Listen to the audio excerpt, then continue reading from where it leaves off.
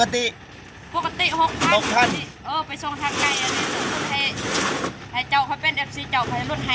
5,000เดี๋ยวขอบใจหลายๆเดี๋ยวเจอ FC แล้วพี่น้องเจอแล้วทำให้เดิมมันนำมาสาวเนาะให้ผู้สาวไพ่ผู้บ่พ่อเจ็บได้แล้วบ่สร้างเฮ็ดห้องน้ำได้เลยได้แล้ว แพงบ่เท่าไหร่บ่ฮู้กันเอาบ่ฮู้จักได้ให้ไอ้เจ็บไปเว้ากับสาวเอาบ่แม่นให้น้องเลยนับนะ3 4 5 6 7 8 9 10สวัสดีขอบบุญขอบคุณทางผู้ใหญ่ใจบุญอยู่ทางไทยแบบพิมพ์มีสงสารเมตตาน้องน้องเด่นโดยมาตลอด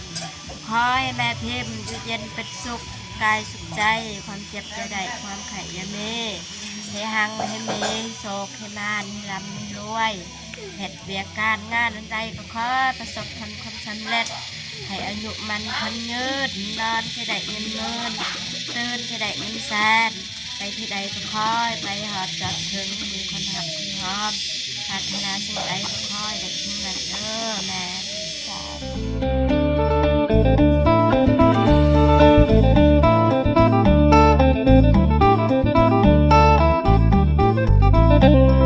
กับทักทายสบายดีและสวัสดีพ่อแม่พี่น้องเบิร์ดสุขูสุขคนนะทั้งในลาวและก็ต่างประเทศนะเป็นยินดีต้อนรับเข้าสู่ซองเบาเจ็บคือเก่าพี่น้องเนาะตอนนี้เบาเจ็บก็ได้เดินทางมาฮอดบ้านกาแฟพี่น้องเมืองคาแตงแพงเซกองพี่น้องเนาะวันนี้ก็มาซื้ออิฐบล็อกพี่น้องเนาะแต่บ่ฮู้ราคาเท่าไรนะไปถามคืนรายละเอียดพี่น้องเนาะไป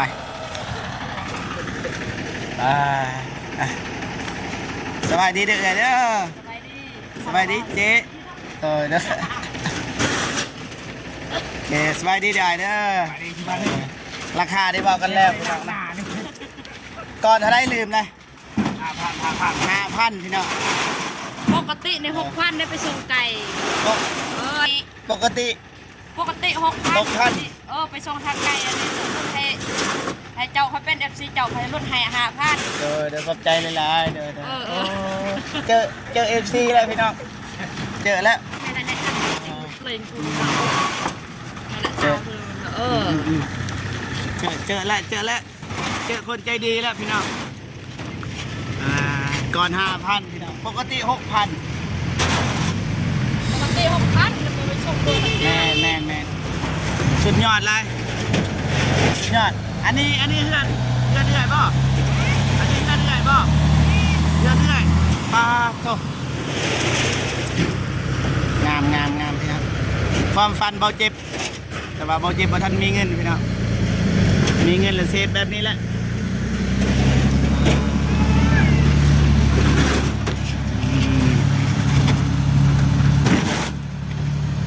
ยิ้มเลยเนาะรู้จักบ่มันใกล้ว่ากันก็เพิ่มราคากันก็ได้คุยกันโอ้อายบริใส่เสื้อคุณอายบริใส่เสื้อสบายดีเด้อโอ้ยรอเนาะ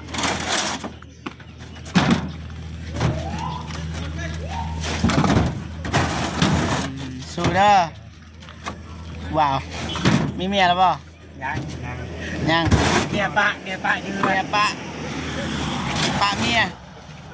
จังดีๆเด้อคุณเด้อเมียจะเป็นสักคนผิดเด้อมีเมียนะบ่มีเมียตอนนี้บัดมือเฮือนนี่ตอนนี้บ่คือบ่ลงอันนี้ถือเลยบ่สบายดีเด้อก่อนเด้อ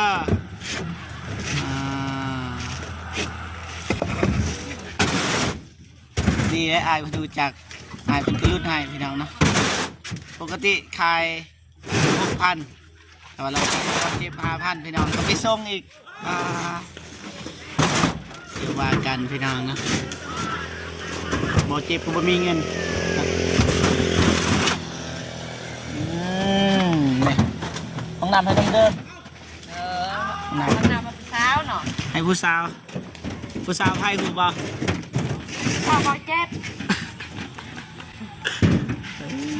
FC แท้แล้วนี่ฮู้เบิดบ่เบิ่งกล้องคุ้นๆได้คือเคยเฮ็ดมื้อนั้นนี่คืนนั้นนี่เยื่องเกียรติแม่นแล้วผู้นี้ละไปเยื่องเกียรติแม่นเรื่อยผู้นี้ละ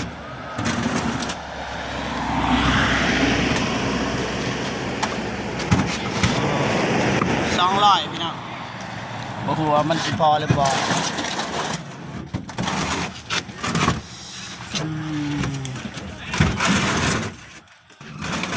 ขาดเนาะส่วนลายพอเนาะ พ่อ ขายดีป่ะ ไอ้ดี ขายดีเนาะ แม่บอกมันคักตัวนี้ แม่ขายใจดีขายดีพี่น้องโอ้ แต่ปูนลายเป็นเศษ แม่นรู้สึกว่าร้ายปูนนี่เห็นอยู่นี่เสร็จ แน่นนะ สุดยอดเลยนั่นแหละน้องจึงมาเลือกซื้ออยู่นี่นะ แน่นลูกแหละ มันใกล้เลยพี่น้องบาโบจิบก็มาซื้ออยู่นี่แหละมาสนับสนุนเจเพิ่น จะบอกเจวันสิบมีกำไรเลย บ่มีกำไรเปล่าบ่มีกำไรให้สิเห็นน้องอายเนาะนี่เมียอายนี่เปลี่ยนใกล้แล้วจนกระเซินเจเอินเสียแล้วบาดนี้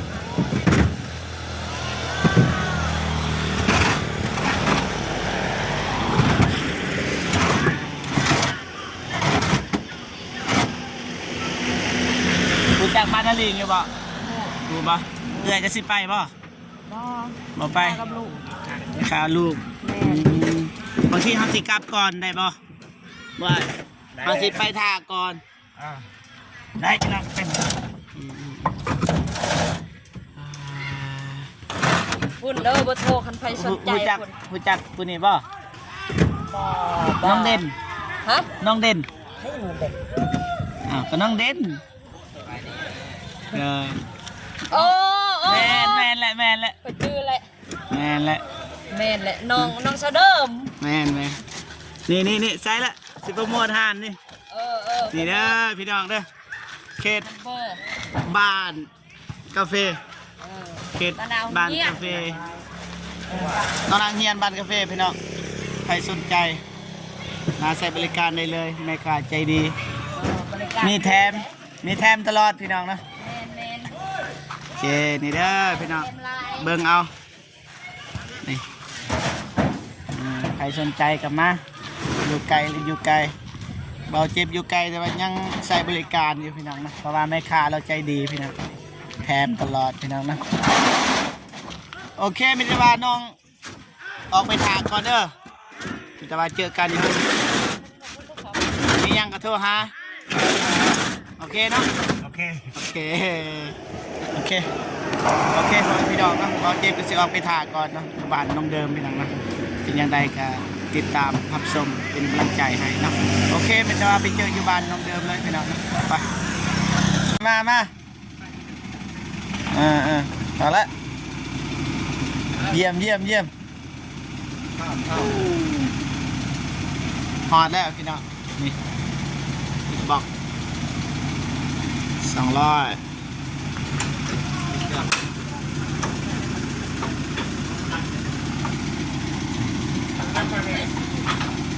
แมนนี่แหละ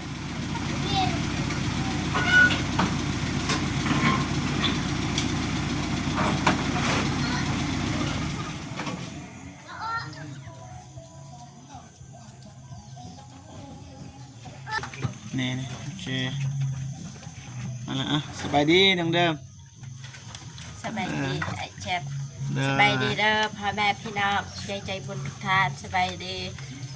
เอฟซีพังไทยพังลาวอยู่ต่างประเทศอยู่ในบ้านสบายดีเบิร์ดชุมทุกคนเด้อสบายดี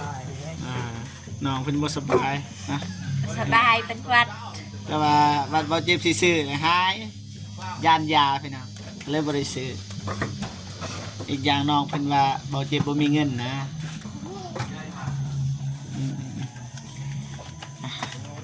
อยู่ไกลขนาดบ้านกาแฟเพิ่นยังมาหอดพี่น้องเนาะเสียใจอายเพิ่นอยู่ ยิ้มเลย FC ยอมมาส่งนะปกตินี่ยูเคสจุนลาเขายังมาส่งเขาว่ามันไก่นะกระบอกไก่บันไดเทียบใส่บันคาเฟ่โบประมาณจักหลัก10 หลักนั่นบ่ฮู้เลยแมน10 หลักบ่ประมาณนั้นแหละอืม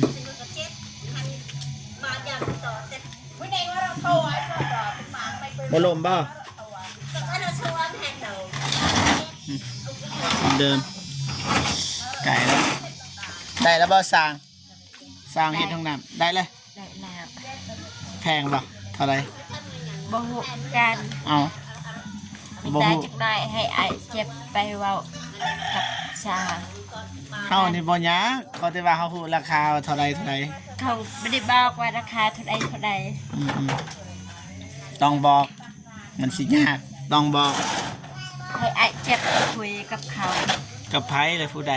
กับสร้าง กับสร้างฮัดอืมเจ้าพี่น้องนะนักเติบเยอะพี่น้อง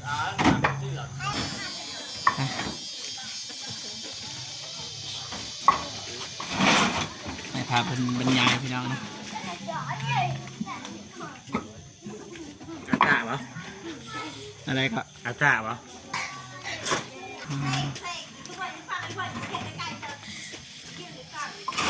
โทรศัพท์นี่แม่พิมพ์แล้วซื้อให้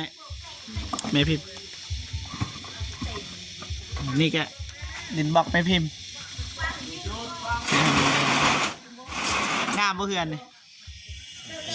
งามบ่งามเยอะไปครับได้ห้องน้ำอีกบาทเลยโถสร้างแดง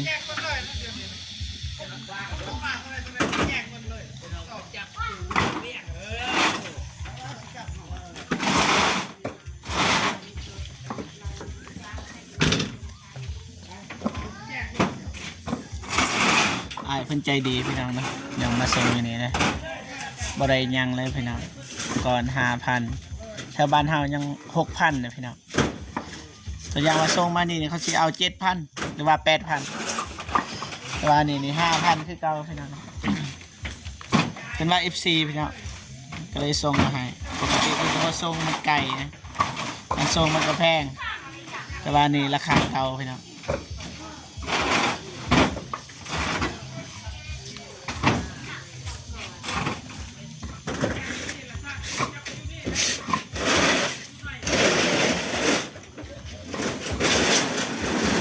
ซองหล่อ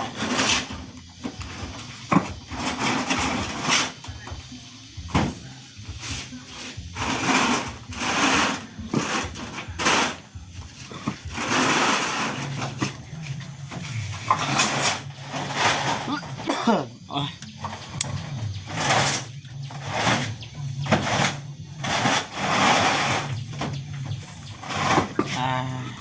บ่าวมาซอยพี่น้องบริโซดแล้วนี่บริโซดดอกมีเมียเลยดูเลยร้านนี้บ่มั่นใจมีเมียแล้วบ่โสดบ่ โสดตอนเมีย โสดอันนี้มีเมียแล้วพูดแล้วนี่กูบ่าวเลย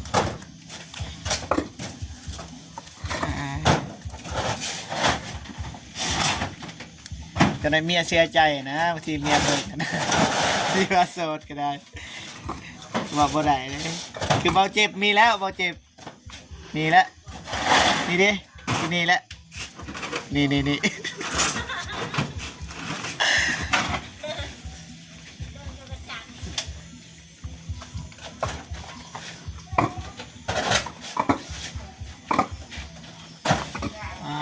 ะเห็ดยังก็ลำบากพี่น้องบ่มีเวียงยังที่ว่าสบายคือเห็นน้องคนหนึ่งระหว่างใน TikTok นั่นแหละเราว่าเฮ็ดเวียงยังก็เมื่อยไปเบิดพี่น้องเพราะว่าเหตุการณ์ค้าธุรกิจใดๆมันต้องเมื่อยเบิดพี่น้องนะขนาดนอนซื่อๆยังเมื่อยน้องเพิ่นว่านอนก็เมื่อย เฮ็ดเวียกกับเมื่อยบ่มีหยังที่ว่าบ่เมื่อยพี่น้องอันนี้ก็คือกันน้องๆเพิ่นก็คือสิเมื่อยคือกันเลยพี่น้องแต่ว่าก็สู้นะเอาเวียดเด้สิเลีก็บ่ได้พี่น้อง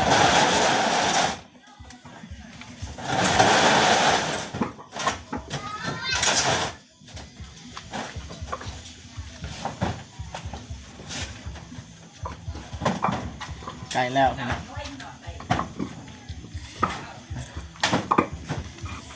ใจเย็นๆเด้อพอแล้วบ่ปะอันนี้เด้อมันจะแถวนี้ก็พอปะเบื้องนั้นเนาะยันรถได้ดอกตอก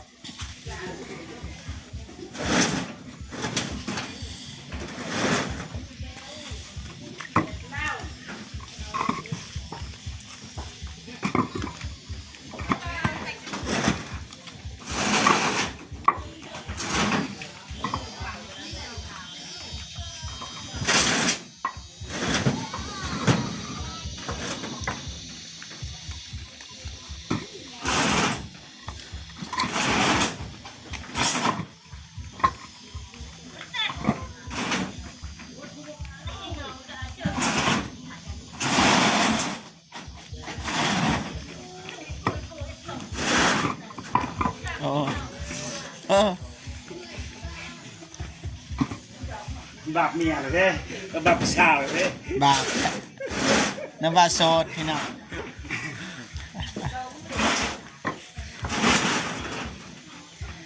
ลองสั่นบ้าง บ่เป็นหยังมันกันนะคันทือนะนี่เจ็บหัวคนเบิ่งเลยแล้วเลยมาบาทนี่จ่ายเงินแล้วมันนี่พอดี200กับล้านหนึ่งเป็นปะมาน้องเดมมาจะเอาเงินให้นี่นับเองเนี่ยเงินเจ้าได้บ่เป็นเงินอาย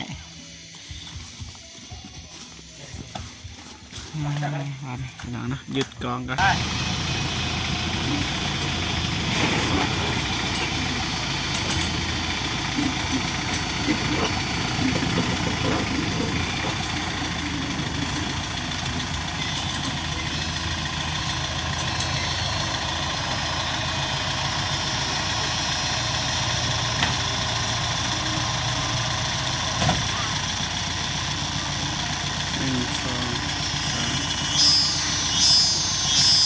เอาไปคนเดียวก็ได้ นับก่อน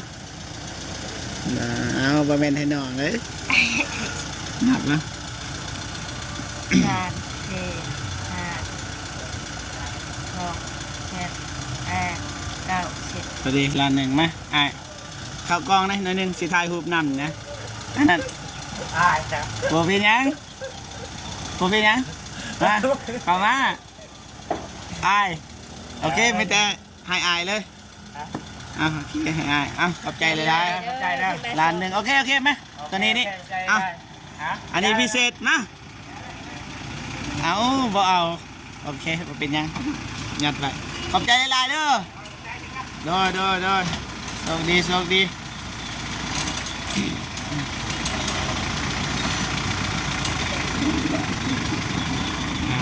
โอเคมานี่ขักเลยนะครับลงก่อนเนาะเดิมยืนสิตังหน้าปก1 2โอเคเรียบร้อยวันนี้เนาะจะได้หาสร้างเรียบร้อย แต่ให้ไอ้เจ็บไปคุยกันกับไอ้ช้าง มาสิคุยลังไม้บัดนี้นะพี่น้องนะสิคุยลังไม้ก่อนแล้วก็คันจ้างลีรอสิเปิดหน้ากล้องนะพี่น้องเนาะโอเคไม่จะว่าอันนี้บ่แม่นเงินอ้ายอันนี้ก็คือเงินของแม่พิมพ์ก็ดีเด้มันอยู่ไกลแต่ว่าทมิดนี่แจ้งนะแม่พิมพ์ว่าก่อน6,000แต่ว่านี่5,000พี่น้องถือว่าดีพี่น้องแล้วก็มาส่งไกลเลยเมื่อกี้เบาเจ็บก็เอาเงิน100,000ให้อายเพิ่นแต่ว่าอายเพิ่นบ่เอาพี่น้องนะโอเคมีแต่ว่าน้องเดิมขอบใจแล้วก็ขอบคุญขอบคุณแม่พิมพ์ที่ให้เงินระหว่างงบนี่ซื้ออิฐบล็อกพี่น้องนะ ขอบบุญขอบคุณทางผู้ใหญ่ใจบุญอยู่ทางไทยแบบเพ็มที่สงสารเมตตาน้องเอิมน้องแดนโดยมาตลอดขอให้แม่เพ็มอยู่เย็นเป็นสุขกายสุขใจความเจ็บจะได้ความไข่ยาเมให้หังให้เมให้โศกให้มานให้ลำให้รวยเหตุเวียกการงานอันใดก็ขอประสบความสำเร็จให้อายุมันคนยืดนอนที่ได้เงินหมื่นตื่นที่ได้เงินแสนไปที่ใดก็คอยไปหอดจอดถึงมีคนหักคนหอมปรารถนาสิ่งใดก็คอยได้สิ่งนั้นเด้อแม่สาธุ เดี๋ยวอ่ะพักผ่อนไปขอบใจหลายๆนี่เรียบร้อยมันจะไปสิหาสางวันนี้ไปบอกน้ำสางก่อนแป๊บนึงแล้วก็สิกลับบ้านพี่น้องเนาะโอเคพร้อมพี่น้องเนาะบ่าวเจ็บก็สิเดินทางกลับก่อนพี่น้องเนาะกันใดก็ขอบคุญขอบคุณผู้ใหญ่ใจดีและ FC ทุกท่านที่เข้ามาให้กำลังใจบ่าวเจ็บนะขอบใจหลายๆโดยเฉพาะแม่พิมพ์นะครับผู้ใหญ่ใจดีทุกคนพี่น้องเนาะกันใดก็ขอให้พ่อแม่พี่น้องจงมีแต่ความสุขสุขภาพแข็งแรงอย่าเจ็บอย่าจนและให้ลำรวยๆยิ่งขึ้นไปเด้อพอเด้อแม่เด้อพี่น้องเนาะโอเคมีแต่ว่าบ่าวเจ็บก็สิจบคลิปบอลนี้เลยนะเพราะว่านี่ก็มืดค่ำแล้วพบพอกันคลิปหน้าเนาะสำหรับคลิปนี้ขอกล่าวคำว่าสบายดีเด้อบ๊ายบายพี่น้องนะ